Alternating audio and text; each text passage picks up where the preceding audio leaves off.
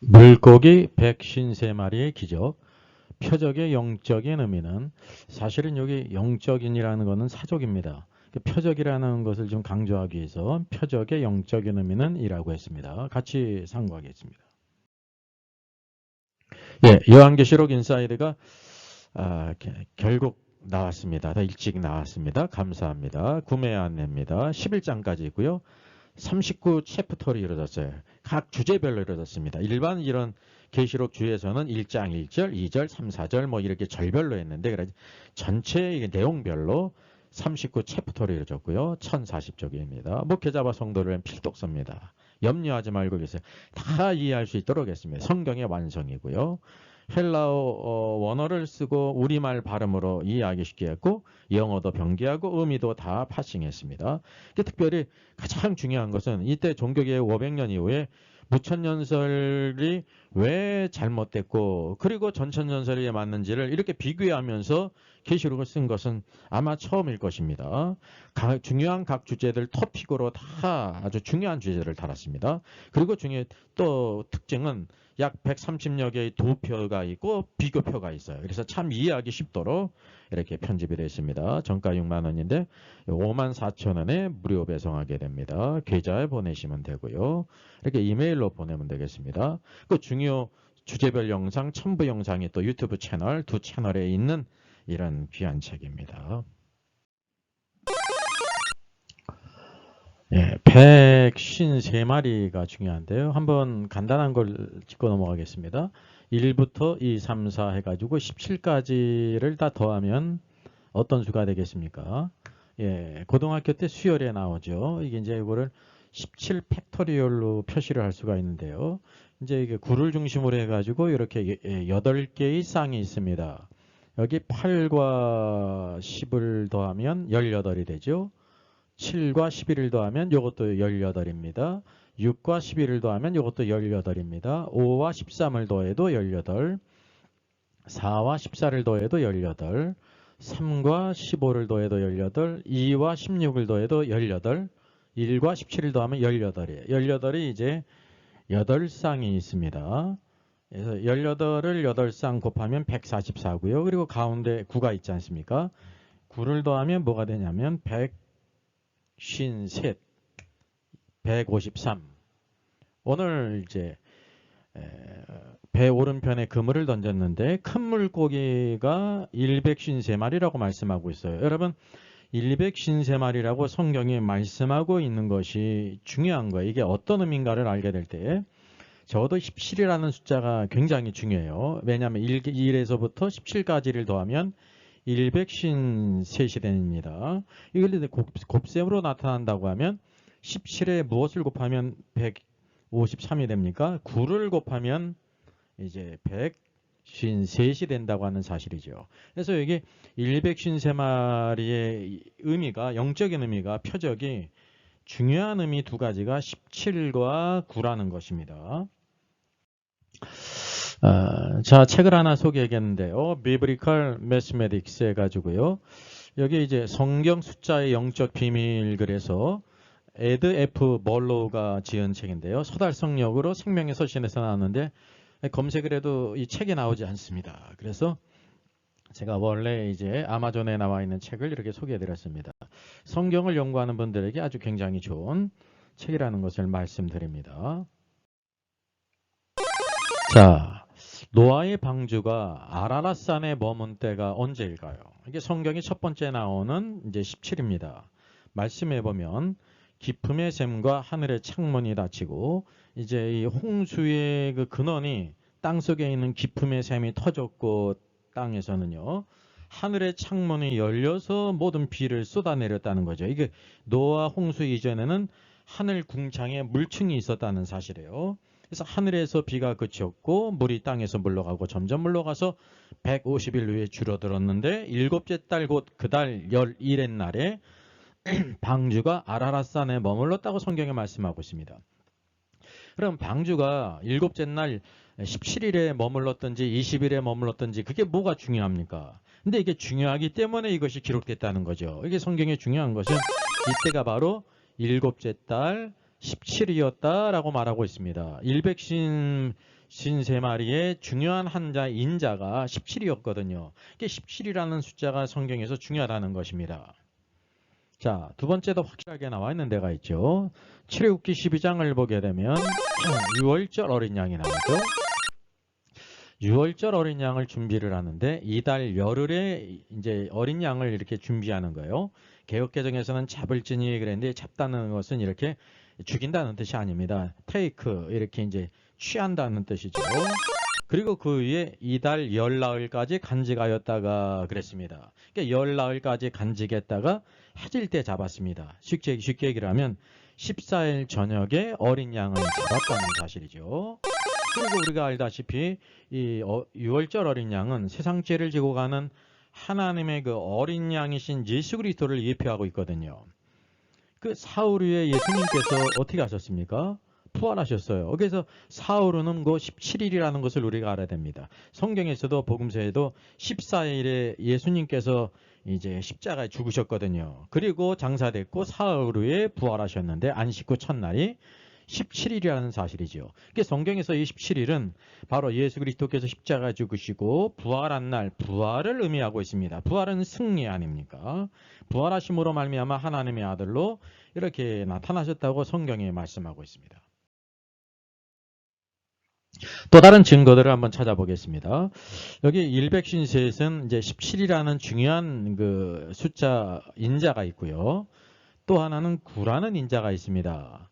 우리가 이제 마태복음을 보게 되면 5장을 보게 되면 흔히 팔복이라고 말하는데 이게 팔복일까요? 구복일까요? 우리가 이제 숫자를 세어보자는 것입니다. 제가 영상을 따로 올린 적이 있었는데요. 3절 심령이 가난한 자는 복이 있나니 한 번, 애통하는 자는 복이 있나니 두 번, 온유한 자는 복이 있나니 세 번, 의에 줄이고 목마른 자는 복이 있나니 네 번, 7절은 긍휼히 여긴 자는 복이 있나니 다섯 번, 마음이 청결한 자는 복이 있나니 여섯 번, 화평케 하는 자는 복이 있나니 일곱 번, 10절 의를 위하여 박해를 받는 자는 복이 있나니 천국이 그들의 것임이라 8번 하고 11절에 나로 말미암아 너희를 욕하고 박해하고 거짓으로 너희를 거슬러 모든 악한 말을 할 때에는 너희에게 복이 있나니 라고 말씀하고 있습니다. 복이 있나니가 9번이라는 사실입니다. 이게 이제 8복이 아니라 9복이에요. 그러면 하나님의 말씀은 이럴 수도 있고 저럴 수도 있는 게 아닙니다. 누가 보더라도 9번이라 말입니다. 그런데 이제 1500년 전 이제 로마 카톨릭이 이것을 팔복이라고 어거스틴부터 팔복이라고 했더니 종교개혁 이후까지 모든 사람들이 다 이제 팔복이라고 부르고 있는 거예요. 이게 잘못된 것입니다. 예, 구복이죠. 그러니까 영어 성경을 보더라도 블레스드가 9번이 나와요. 우리말 성경에도 복이 있나니가 9번 나오고 성경 원어에서는 마카리오이가 나오지 않습니까? 이게 헬라어 원어에도 마카리오이가 9번 나온다는 사실입니다. 그러니까 이제 로마 카톨릭은요, 이 9번째 복을 제외한 거예요. 11절. 나로 말미암아 너희를 욕하고 박해하고 거짓으로 너희를 거슬러 모든 악한 말을 할 때는 너희에게 복이 있나니 기뻐하고 즐거워하라. 하늘에서 너희의 상이 큼이라 라는 것을 빼버렸다는 사실이죠. 그래서 이게 중요한 나로 말미암아 나가 바로 예수 그리스도잖아요. 여러분 예수 그리스도를 위해 사는 것이 가장 중요한 것입니다. 그분이 천지를 창조하셨고 우리 죄를 위해 죽으시고 부활하신 우리 주님 아십니까? 만왕의 왕이시고 만주의 주시라 말이죠. 그래서 이 마태복음의 중점인 천국은 The Kingdom of Heaven, 하늘들의 왕국의 왕이 예수 그리스도라는 거예요. 그리스도로 말미암아 우리가 박해를 받을 때 악한 말을 들을 때 기뻐하라는 복이 있다는 말씀하고 있는 것입니다. 이게 가장 중요한 복 아닙니까? 9가지 복이잖아요. 그래서 로마 카톨릭이 이 복을 이렇게 제거했다는 사실입니다. 종교개혁 이후에도 이 너무나도 단순한 것을 깨닫지를 못해 성경의 닥트린을 깨닫지 못하고 이때가 팔복이라고 부른다는 것은 성경에 대한 생명이라는 사실이죠. 우리가 성경을 회복해야 되는 거예요. 여러분 개혁주의라는 것은 누구의 말을 따르는 것이 아니라 성경으로 돌아가는 거예요. 성경. 저와 여러분이 가지고 있는 성경. 예? 누구의 말이 중요하지 않고 성경이 중요하다는 거죠. 우리의 견해는 틀릴 수가 있지만 성경은 틀리지 않거든요. 그것을 해석하는 우리들이 잘못하는 것이지. 이거는 그래서 초등학교 4학년, 5학년도 구복이라는 것을 알 수가 있습니다. 그래서 구복이에요. 로마 카톨릭이 기초를 잘못 놓은 것을 오늘날까지 1500년 지난 오늘날까지 여전히 팔복이라고 부르는 것은 잘못됐다는 사실이죠. 이게 바로 성경에서 153마리의 중요한 인자가 첫 번째는 17이라는 숫자가 있었고 부활이죠. 그리고 9라는 숫자가 여기에서도 동일하게 하나의 원칙을 보여주고 있는 것입니다. 그래서 로마 카톨릭은 어떤 신학 안에 세워졌냐면 무천년설 신학 위에 세워졌다는 사실이죠. 예, 교황으로 대표하는 교회가 이제 예수님 초림 때부터 재림 때까지 이제 세상에서 왕 노릇한다는 거예요. 예, 지금이 그래서 천년왕국 시대라는 거예요. 마귀가 무정행에 갇혔다는 거예요. 따라서 지금이 천년왕국이니까 성도들이 죽어서 다 죽은 후에 하늘에 있는 천국에 올라간다고 가르치는 것은 잘못된 성경이라는 것을 우리가 알아야 되는 것입니다. 그래서 팔복이 아니라 구복이라는 것을 알 필요가 있습니다. 자, 둘째 또 뭐가 나올까요? 그러면 성령의 9가지 은사가 나옵니다. 여기 고린도전서 12장에 나오지 않습니까? 어떤 사람에게는 성령으로 말미암아 지혜의 말씀을 1, 어떤 사람에게는 지식의 말씀을 2번째, 셋째는 믿음을, 넷째는 병 고치는 은사를, 5째는 능력 행함을, 6째는 예언함을, 7번째는 영들 분별함을, 8번째는 강종 방언 말함을, 9번째는 방언들을 통역함을 주신다라고 말씀하고 있습니다. 이게 모두 성령을 따라 주신 하나님의 은사, 성령의 은사라는 거죠. 왜 9가지일까요? 이게 10가지가 될 수도 없고 8가지가 될 수가 없습니다. 이게 9가지가 하나의 닥트린을 보여주고 있어요. 그래서 보면 성령의 은사는 10가지, 10번째가 없어요. 8개도 될 수 없고 7개도 될 수가 없습니다. 9가지는 바로 뭐냐면 이 충만한 수라는 것을 성경이 보여주고 있습니다. 자, 셋째, 또 성령의 9가지 열매가 있죠. 자, 여기 갈라디아서 말씀을 보게 되면 오직 성령의 열매는 사랑과 희락과 화평과 3가지가 있죠. 이게 한 그룹이에요. 2번째, 오래 참음과 자비와 양성과 2번째 그룹이고, 3번째, 충성과 온유와 절제니 9개가 나와요. 이 같은 것을 금지할 법이 없느니라. 이 성령의 열매는 9개라는 거예요. 10개도 될 수 없고 8개도 될 수가 없다는 사실이죠. 이게 바로 뭐냐면 성경이 일목요연에게 이제 이것을 통해서 9개라는 것은 충만한 숫자라는 것을 우리에게 보여주고 있는 것입니다. 그래서 9은 충만한 수다라는 것을 알 수가 있어요. 자, 그래서 물고기 153마리의 기적의 의미는 바로 뭐냐면요.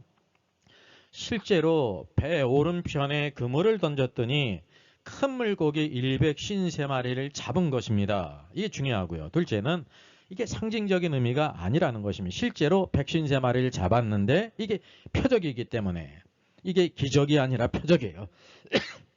기적이라고 하면 그냥 물고기를 많이 153마리 잡은 걸로 끝나는 거예요. 성경은 그런 책이 아닙니다. 요한복음에 기록된 목적은 이 모든 표적이라고 말해요. 표적을 행한 것은 바로 예수님께서 하나님의 아들이심을 믿게 하려 함이라 그랬습니다. 예, 믿게 하려. 그래서 영생을 생명을 얻게 하려 함이라고 말씀하고 있죠. 믿는 자들에게. 그래서 표적이라는 거죠. 표적은 153마리 진짜 잡은 거예요. 그리고 그 잡았는데 그것에 영적인 의미가 있다는 사실이죠. 그래서 153이라는 것은 인자가 성경에 중요한 17이라는 숫자가 의미하는 것과 9라는 숫자가 의미하는 2가지를 통해서 우리에게 이렇게 보여주고 있는 것입니다. 17은 부활의 날에 부활 안에서 없는 것을 있는 것 같이 부르시는 주님이라는 사실이죠. 부활의 의미예요.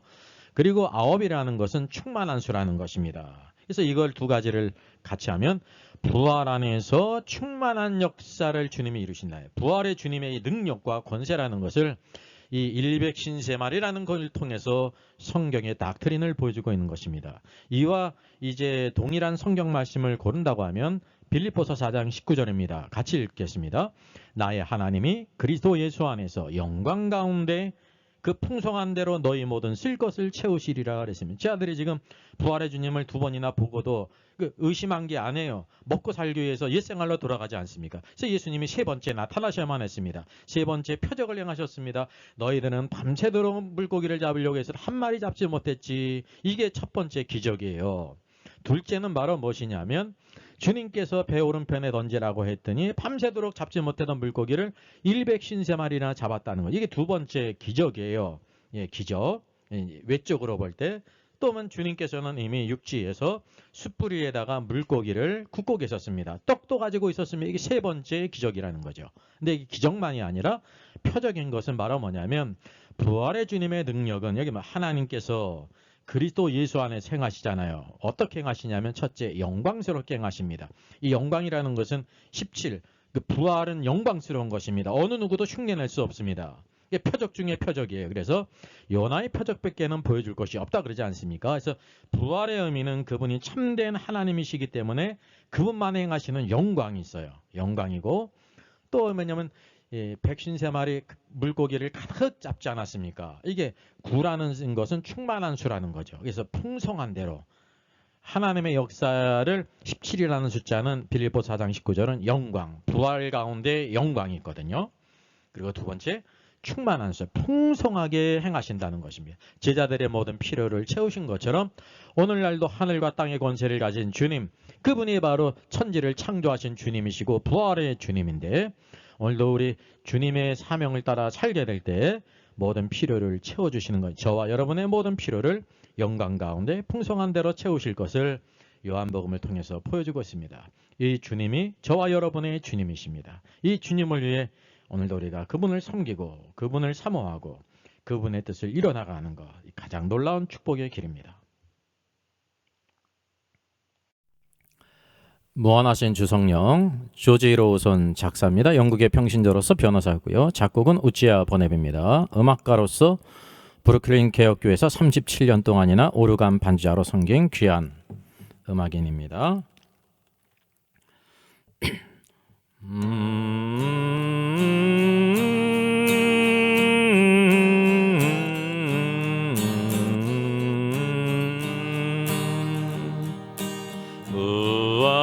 무한하신 주 성령, 우리 얻은 성품에 생명빛을